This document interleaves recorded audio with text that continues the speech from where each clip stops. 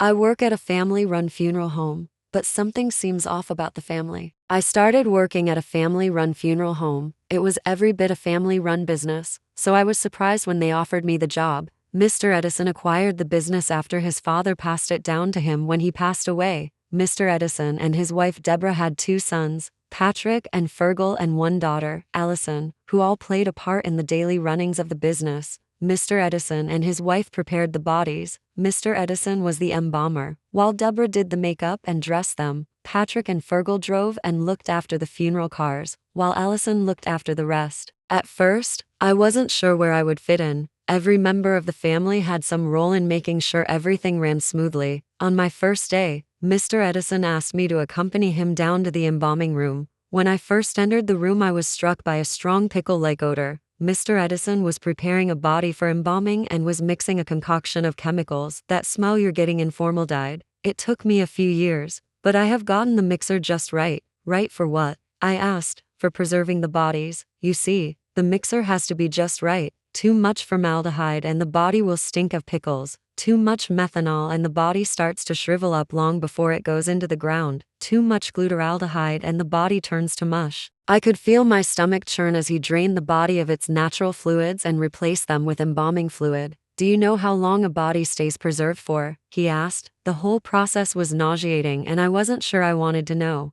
I don't know, a few months, I replied. My method guarantees the preservation of the bodies for up to 5 years, he said with a big proud smile on his face. I wasn't sure why that would matter if the body was buried after 2 weeks. I just nodded in amazement. You're probably wondering why I hired you. He looked at me as if he wanted me to answer him, but I wasn't sure what the right answer would be. We don't normally take in outsiders, but I needed someone impartial to keep an eye on my boys. He paused for a moment to take the tube that was pumping the fluids out of the body. Patrick and Fergal are unique and growing up around bodies probably wasn't the best environment for them. I understand there are rumors about my boys circling town. I didn't know much about the family and Mr. Edison was looking at me as if I knew what the local gossip was about his family. If there's talk about them, I haven't heard anything, I assured him. Patrick and Fergal had their garage where they spent most of their time servicing the funeral cars. When I first walked into the garage, I was struck by how big the two of them were.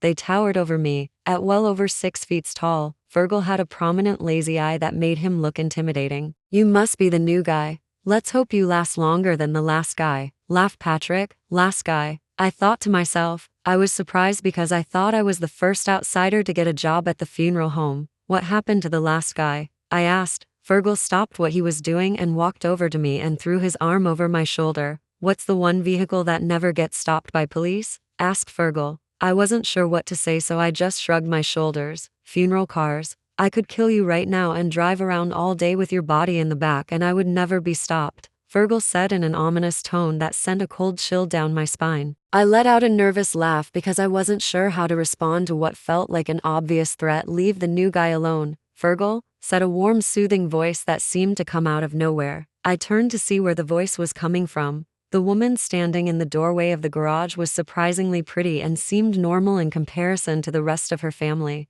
My name is Allison and you must be Philip, she said as she raised her hand to shake mine. Don't mind these two idiots. Their bark is louder than their bite, she said in a reassuring tone. Can you give me a hand with something upstairs? As I helped her bring the coffins in from the back and into the showroom, I couldn't help but notice Allison had an air of confidence that radiated from her. She moved and talked with purpose and she didn't mince her words. Your dad said something about rumors concerning your brothers. My dad spends too much time with the dead to know or understand what the living are doing or saying. I could tell by her uncomfortable demeanor that this topic struck a nerve with her. My brothers are misunderstood due to their job and how they look, so when the last guy that worked for us went missing, people assumed it was something to do with them. I wasn't prepared for what she was telling me or why I was only hearing about this now. Something was starting to feel off about this family. The newest body that was brought from the morgue to the funeral home was a little close to home. Bobby Jr. was killed when his car veered off the road in a tragic accident.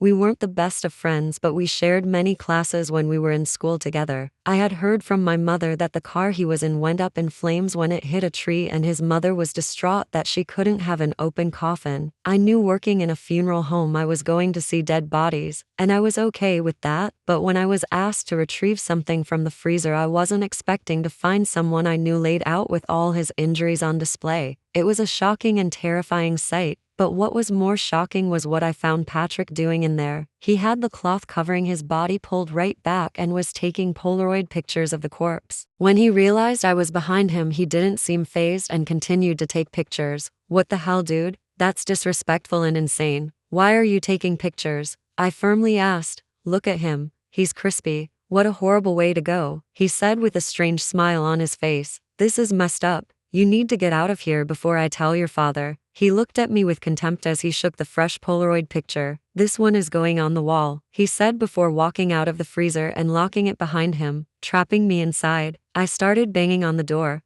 Maybe he didn't mean to lock it, I thought, but when no one came to let me out, panic set in. I was acutely aware I was trapped in the freezer with the badly burnt corpse lying just a few from me. If I had any nightmare scenarios in my head, this was up there with the worst of them. I screamed and banged on the door until my hands began to bleed. I had never felt fear like it. I knew I was overreacting, but I couldn't escape the feeling Bobby was going to get up from the cold metal slab and start crawling towards me. The door suddenly opened after being in there for hours. The woman who opened the door was dressed in a strange 1950 seconds 1950s style dress, which made her look older than she was. You must be the new guy, she asked as I fell into her arms exhausted. My poor boy, you're freezing. How did you manage to get yourself locked in the freezer? There was something warm and motherly about her. Maybe it was because she was dressed like someone you'd find from one of those old Mennonite communities, or it was her soothing voice. I just felt at ease. You must be Deborah.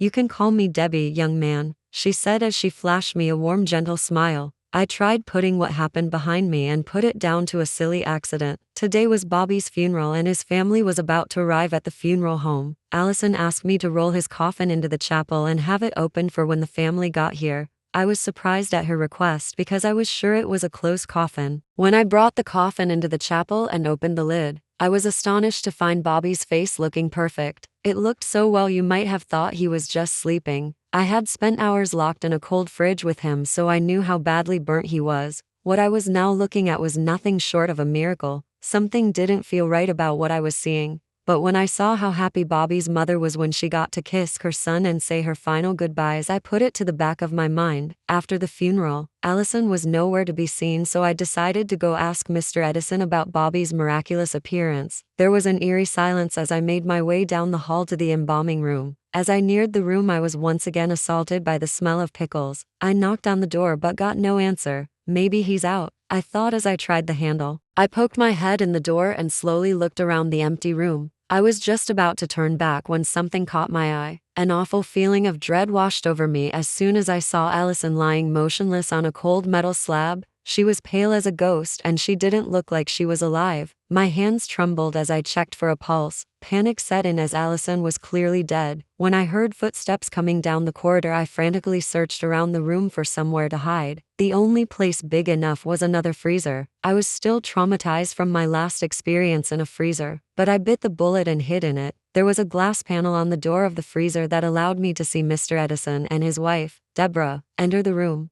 They seemed to be smiling and joking with each other and not upset by the fact their daughter was dead and laid out on a cold slab. Mr. Edison took a large jar of strange-looking liquid from one of the shelves and placed it next to Allison. He poured the liquid into a centrifugal pump he used for embalming the bodies before inserting a tube into Allison's arterial vein in her neck and began pumping the strange blue liquid into her body. I felt like all the air was sucked from the room as I tried to catch my breath. I didn't want to believe what I saw next. But Allison slowly started to move before sitting up, seemingly alive. No one in the room seemed fazed by the sudden miraculous event, and if I didn't know any better, it seemed like a normal occurrence. My head was in a spin as I tried to make sense of what I saw. I was too scared and bewildered to notice all the dead bodies in the room with me. There were hundreds of bodies stacked wall to wall, but one stood out more than the rest. It was Bobby's badly burnt body. But if his body was here, whose body was upstairs in the chapel? I couldn't sleep that night.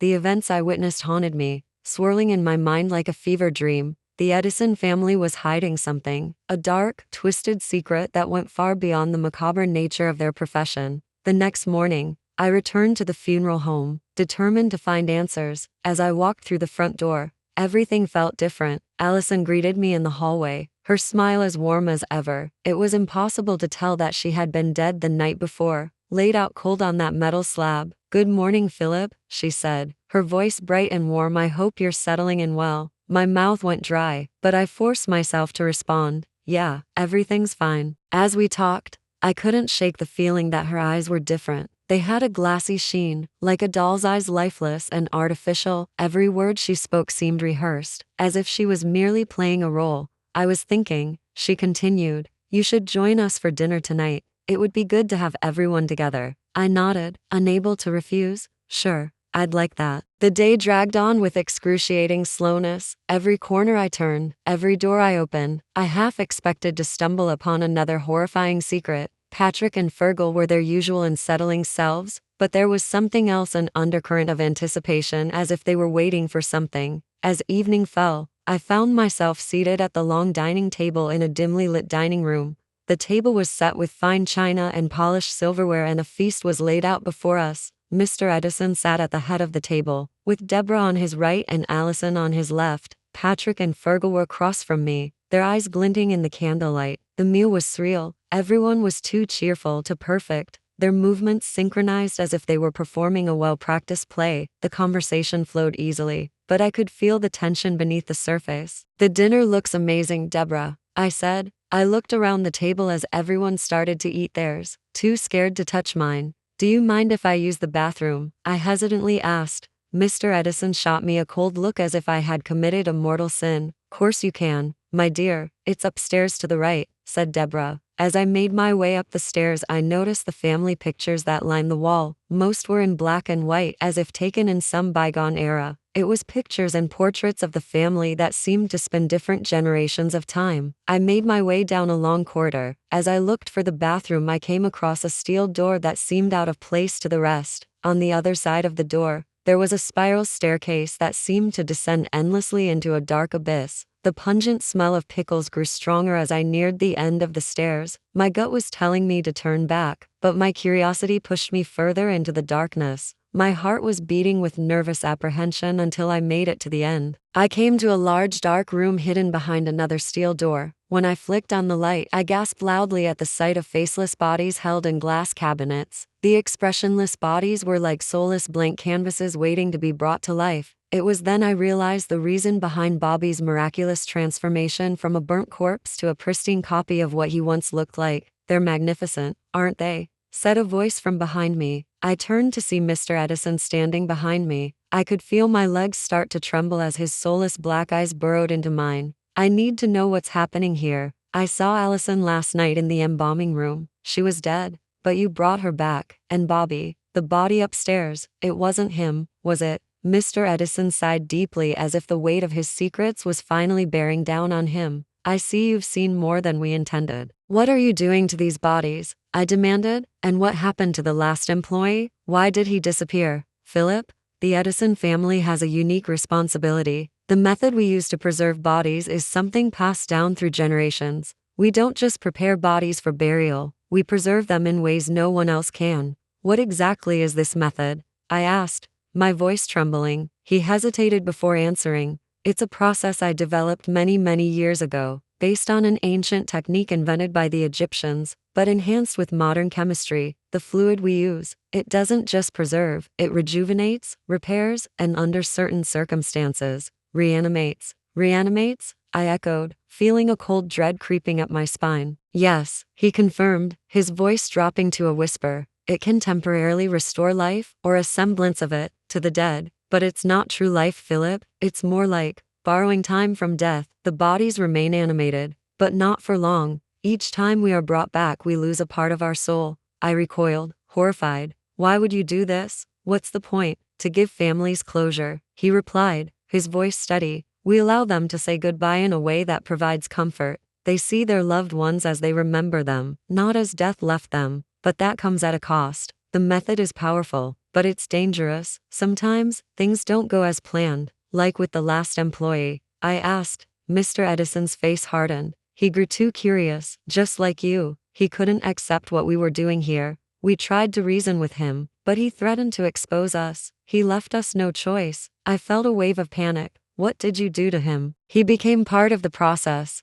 Mr. Edison said coldly. "We used the method on him, but something went wrong. He became unstable. We had to contain him." "Contain him," I repeated, my mind racing. "Where is he?" Mr. Edison glanced toward the door. "He's here, Philip, but you don't want to meet him." I took a step back, realizing the full extent of the horror I was dealing with. "I need to leave. I'm not staying here." "You can't leave," Mr. Edison said, his voice firm. "You know too much now. We can't let you go." I bolted for the door, but before I could reach it, Patrick and Fergal appeared, blocking my path. Their faces were eerily calm, devoid of the usual teasing grins. "You're not going anywhere, Philip," Patrick said, his voice cold. "We have to take you downstairs," Fergal added, his tone menacing. I turned to run, but they grabbed me, their grips like iron. I struggled against them, but they were too strong. They dragged me down the hall, towards another room. They shoved me into the dimly lit room, filled with large glass tanks, each containing a body floating in a murky fluid.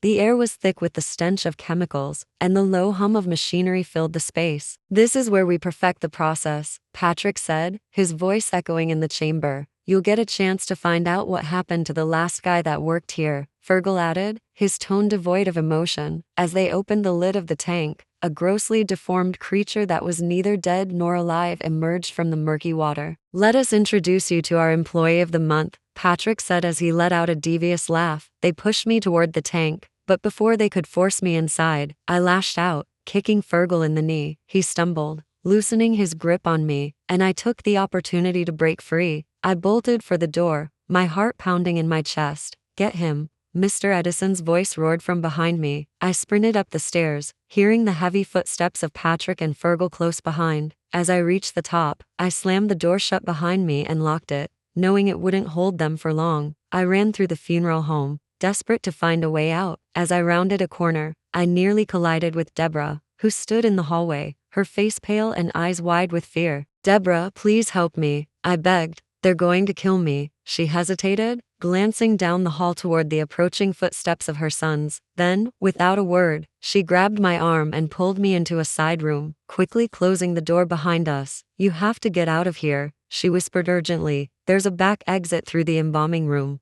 "Why are you helping me?" I asked, bewildered. "I can't let them do this to another person," she said, her voice trembling. "Allison and we've been trapped in this nightmare for too long. We've had to watch as my husband's obsession with the method consumed him, and our family." "But Allison," I started. "She's not truly alive," Deborah interrupted, tears welling in her eyes. "The method keeps her functioning, but she's not the daughter I once knew." The door rattled as Patrick and Fergal pounded on it from the other side. "They're coming, Philip. You have to go now," Deborah urged. I nodded, adrenaline surging through me as I followed her out the back of the room and into the embalming room. As I reached the door, I heard Allison's voice behind me. "Philip, wait." I turned to see her standing in the doorway, her once vibrant eyes now dull, her skin pale and lifeless. "Please don't leave me here," she whispered, her voice cracking with desperation. I watched as the life drifted from her face before she collapsed to the floor. I tried lifting her cold, lifeless body from the ground, but she was gone.